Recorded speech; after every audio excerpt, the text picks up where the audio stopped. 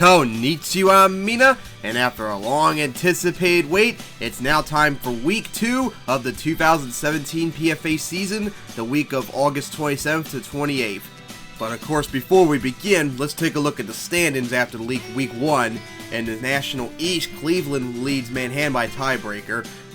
Omaha is the only team with a victory right now in the National East, the National Central. National South, San Antonio has a tiebreaker over Jacksonville and Birmingham. Phoenix has a tiebreaker over Los Angeles in the National West. Pittsburgh has a tiebreaker over Baltimore in the Century East. Chicago has a tiebreaker over Kansas City and Detroit in the Century Central. Miami has a tiebreaker over Dallas and Orlando in the Century South. And San Francisco has a tiebreaker over Seattle in the Century West. Then we get to week 2 schedule, as first up will be Baltimore going to Buffalo, with Baltimore having a 61.1% chance of winning. El Paso at Columbus, 62.2% chance Columbus wins. Minneapolis at Detroit, an 88.4% chance of them win. Wow. Atlanta going to Indianapolis, with Indianapolis in their first game of the year having a 70.3% chance of winning. Seattle at Jacksonville with a 74.5% chance Jacksonville wins. Denver going to Louisville. Louisville having a 55.3% chance of winning. That's definitely not good for Denver's part. Oakland at Manhattan, with Manhattan having a 74.8% chance of winning. Cincinnati at Milwaukee, they have a 68% chance of winning. Chicago at New Orleans, Chicago has a 72.3% chance. Dallas at Orlando has a 77.5%. Birmingham at Tampa, Birmingham has a 79.9%. And in the last 1 p.m. game, Los Angeles at Washington, with Washington have a 51.7%. Then we get to the 4 p.m. games, with San Francisco making a rematch against Las Vegas from last week, with Las Vegas having a 54.1%. Pittsburgh going to Omaha, as Omaha is going to make their home debut this year as the champions with a 65.8% chance. Boston at Philadelphia, Philadelphia has a 58.2%. San Antonio at Phoenix, Phoenix has a 71.3%. Then we get to Kansas City at Miami, with Miami having a 69.5% chance. And Monday night, the interesting one, Hawaii at Oklahoma, making their first game of the year, with Hawaii having a 61.6% chance of winning. So we start week 2 up in Buffalo, as the Baltimore Charm visit the Buffalo Sabres, a division showdown. Remember, Baltimore they destroyed Buffalo last year here, 30-7 in a defensive blowout. Baltimore trying to get themselves up right after that tough win against Cincinnati last week, and Buffalo trying to get their offense organized after that disappointing loss to Pittsburgh. And Buffalo would get the revenge as they win 24-21 to win 2 in a row against Baltimore now, as Baltimore had 21-7 deficit at one point. They came back, but wasn't enough as the Sabres got a field goal with the last few seconds left to win the game. And man, Baltimore's offense still struggled a bit. And their quarterback Andrew Lasser was 22 of 37, 271 yards, 2 touchdowns, but 2 interceptions. And Buffalo's cornerback Charles Lacey had 3 tackles and 2 picks, so he had a very good day because he had pretty much the game-saving performance. So wow, Baltimore off to a struggling start this year. That's kind of a concern, especially since they gotta go to Miami next Monday night. And Buffalo saved their season for a while. Then we head out to Columbus for another Central Conference showdown, as the Mustangs visit the Barons. Both teams trying to get their first win of the year. And oh my god, El Paso looked so terrible last week against Seattle. And Columbus, man, they're in trouble now not having Albert Hendrick for the first 2 weeks of the season. We'll see how his backup did after that pretty bad performance against Detroit last week. Also, El Paso changed their game plan around to focus more on their running back Alan Davis, hopefully for the rest of the season, so their quarterback won't throw so many picks. El Paso would win a blowout 41-13, as their quarterback did much better this week, 17 of 30 for 216 yards and 3 touchdowns.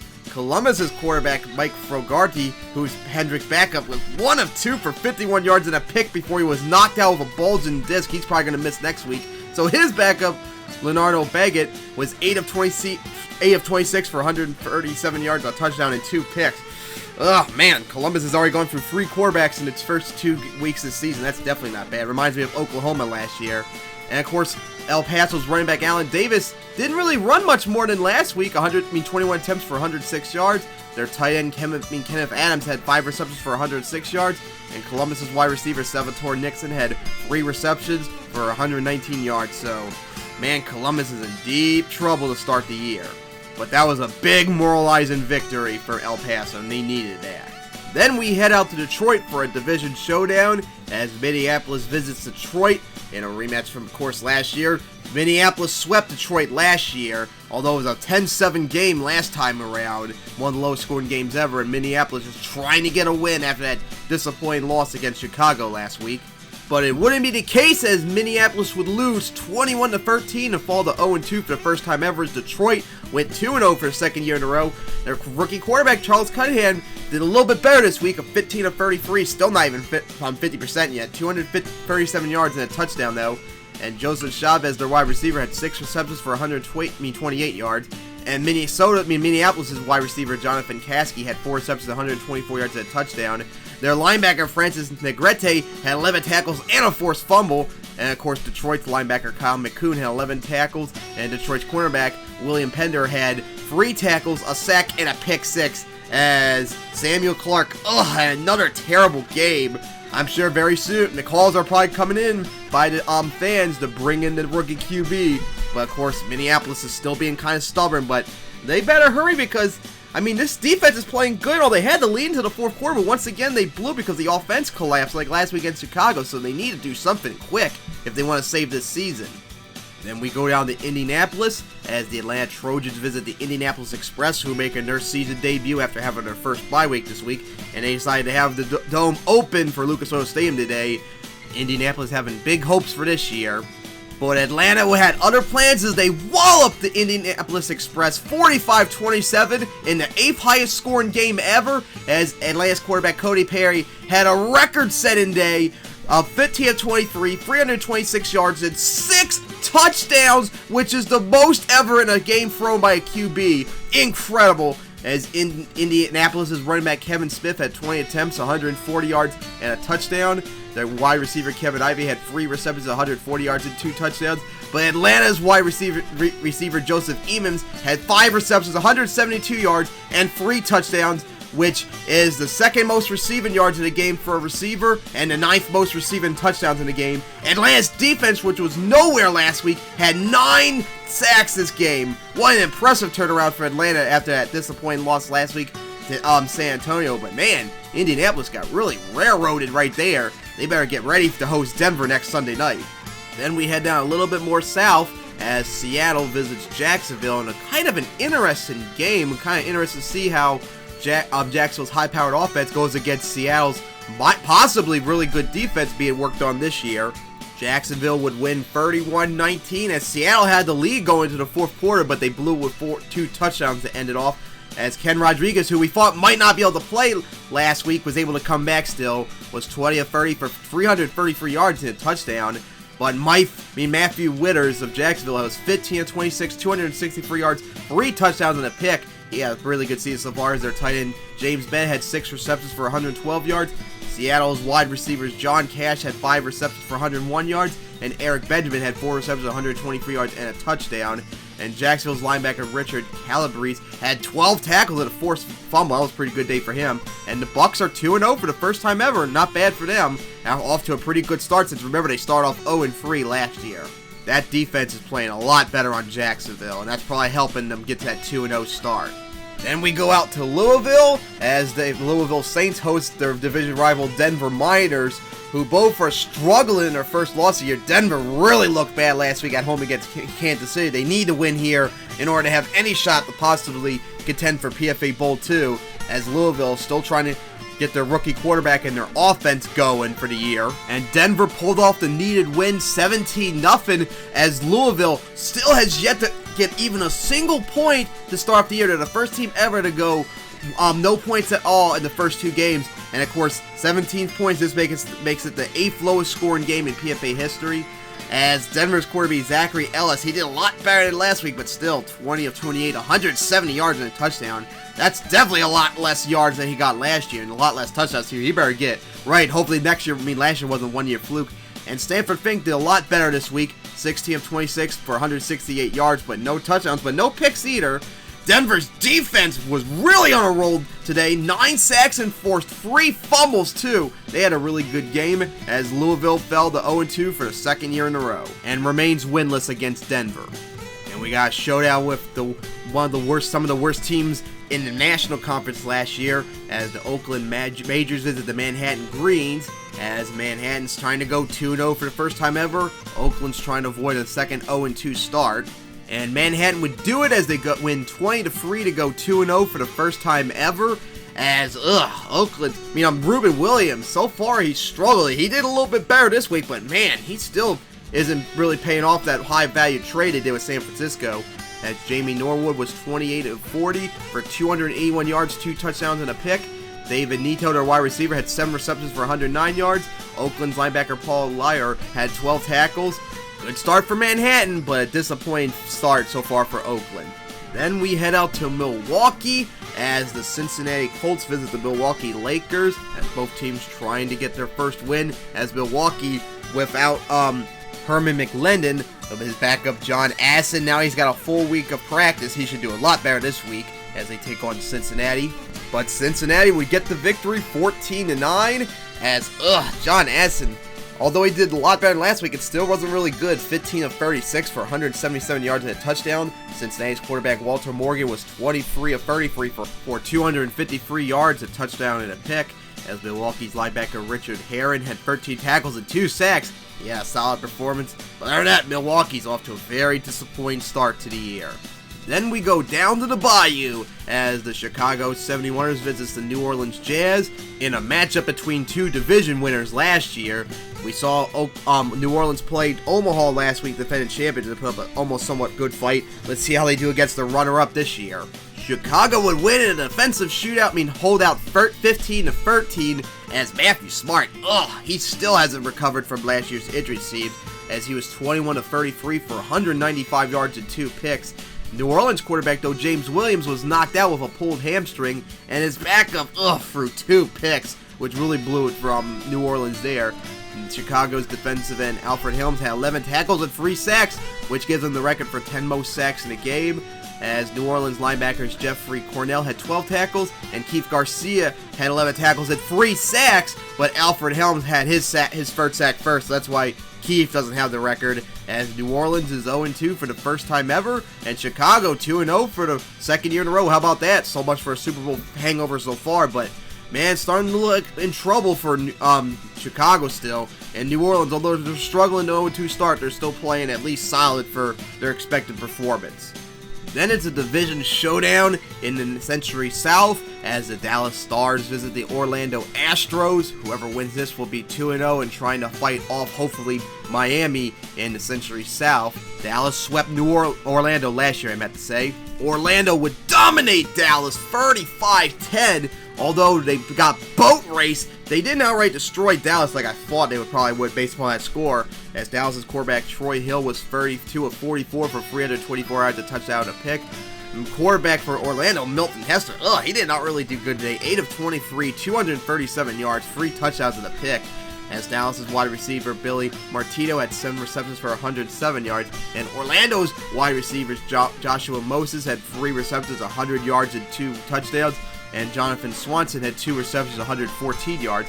Dallas' linebacker Victor Short had another incredible game with 17 tackles, which gives him number 8 most tackles in a game in a season. And Orlando's defensive end Charles McCarty had another incredible game with 10 tackles and 4 sacks, which gives him 4th most sacks in a game. Number 5, I mean to say, as Orlando is 2-0 for the first time ever. Not bad. Then we head down to Tampa as the other division showdown as the Birmingham Hornets visit the Tampa Tropics. And a very humid day today. Birmingham dispatched San Diego last week, and Tampa almost had a chance to beat Jacksonville last week, but blew in the 4th quarter. Let's see what happens here. Birmingham would win again 17-6 as they are 2-0 for the first time ever, and they've won 9 in a row since last year now. This is the longest win streak in franchise history, the 3rd longest in ties Chicago, I believe, for the 3rd longest streak in PFA history, as Tampa is now 0-2 for the 2nd year in a row. But Birmingham's quarterback Marcos Thompson was knocked out of the game with a sprained wrist, and their rookie quarterback Ollie Burke was 15 of 27, 153 yards, a touchdown, a pick, and he might be starting next week, so I have a little concern with Birmingham's offense, but their defense still was pretty impressive. Tampa's running back 30 carries for 128 yards. Birmingham's wide receiver Davis Travis had 6 receptions for 116 yards. And Birmingham's linebacker Christopher Vella had 11 tackles. Jacob Taylor, their cornerback, had a pick. And defensive end for Tampa, Robert Hoskins, had another incredible game with 15 tackles and 2 sacks. Another strong effort by both teams, but in the end, Birmingham pulled it off again.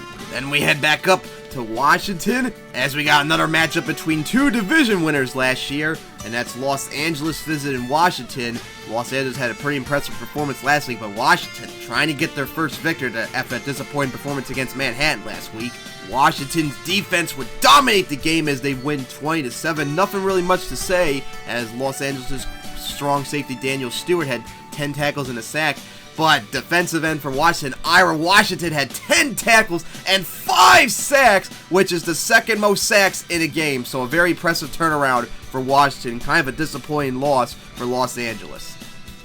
Now we get to the 4 p.m. games, as we got another division showdown with the Century West on the line as San Francisco visits Las Vegas. We saw them play in San Francisco last Sunday night, which San Francisco got that close victory. But let's see how Las Vegas would do in their rematch. Las Vegas would win in the rematch 20-17. How about that? Another win by 3 points between these two, as Las Vegas' quarterback Kevin Belcher was 13 of 20 for 118 yards, 2 touchdowns and a pick. Really low yards compared to what he usually puts up. Anthony Marks, San Francisco's running back, had 20 attempts for 141 yards and a touchdown. And San Francisco's defensive end Charles Magnuson had another incredible game with 11 tackles and 5 sacks, which is third most in a game. And Las Vegas' strong safety Chris Dallas had another incredible game, 16 tackles and a sack, which is the 5th most tackles in a game, as they now tie at 1-1. Then we go out to Omaha, as Omaha hosts Pittsburgh in a very big matchup between 2 powerhouses in each conference, as this could have been, remember, PFA Bowl 1 matchup, remember, as here we go. In a defensive holdout, Omaha would barely get the win, 21-17, as Pittsburgh really held them down pretty good. But it wasn't enough, as Pittsburgh's quarterback Cruz Tolbert had a really good game this time around, 17 of 29 for 107 yards and 2 touchdowns. Omaha's quarterback Archie Marvin was 20 of 32, 306 yards and a touchdown, and their wide receiver Stephen Carmona had 7 receptions, 151 yards and a touchdown. Pittsburgh's defensive end Charlie Weber had 11 tackles and 4 sacks, which is the 8th most sacks in a game. And Omaha's strong safety Tommy Reno had 11 tackles, and unfortunately for Omaha, he's going to be out for the next 2 weeks with a fractured jaw, so that's definitely a problem. As Omaha 2-0 for the second year in a row, as they're trying to get a second title. Then we go back out east to Philadelphia, as is another division showdown with Boston going to Philadelphia, as they're both trying to get their first win of the year after a tough struggle last week. Philadelphia would get the win, 24-10, as Boston continues to struggle, as they are 0-2 for a second year in a row. Philadelphia's quarterback Leroy Black still kind of struggling this year, 17 of 28 for 327 yards, 3 touchdowns, but 2 picks. Boston's wide receiver Wallace Price had 8 receptions for 101 yards, and Philadelphia's wide receiver Brian Coombs had 5 receptions, 127 yards, and 2 touchdowns. So a disappointing start for Boston, but a nice comeback for Philadelphia. They needed this win. Out to Glendale we go, as we got an interesting showdown in the National Conference, as San Antonio visits Phoenix. San Antonio's high-powered offense against Phoenix's stingy defense. We'll see how well they do here. Phoenix would dominate 38-17, including having a 24-0 lead at one point, as their quarterback James Cruz had another incredible game, 23 of 31, 280 yards and 3 touchdowns and a pick, as Phoenix's wide receiver Juan Langley had 8 receptions, 105 yards and a touchdown, and Craig McCaskill had 6 receptions for 103 yards, and Phoenix's linebacker Adam Hernandez had 11 tackles, as San Antonio was completely shut down in this game. Man, Phoenix 2-0 for a second year in a row. They look like they could be a major contender, not only in the National West, but maybe for PFA Bowl 2 now if they keep up like this. As that's the one thing that held them back, was a terrible offensive performance down the stretch. If they keep this up, woo boy, they're going to be a big threat. Then it's Sunday night down in Miami, a matchup between 2 Century Conference contenders, and that's Kansas City heading to Miami for an incredible showdown after Kansas City got that incredible win against Denver last week, and Miami got that dominant performance against Houston. Miami would get the victory 24-16 in a hard-fought game, as they're 2-0 for the first time ever, and going on a 6-game winning streak since last year, as their quarterback Anthony McCormick was 16 of 28, 239 yards, 2 touchdowns and a pick, and their wide receiver Edward Miller had 4 receptions, 153 yards, which is the 9th most reception yards in a game, and their linebacker Norman Crittenden had 17 tackles and a sack, which is the 10th most tackles in a game. So what a very impressive performance to get from Miami. Kansas City fought hard, but it just wasn't enough in the end, as Miami's getting ready to host Baltimore next Monday night. That's going to be a big showdown.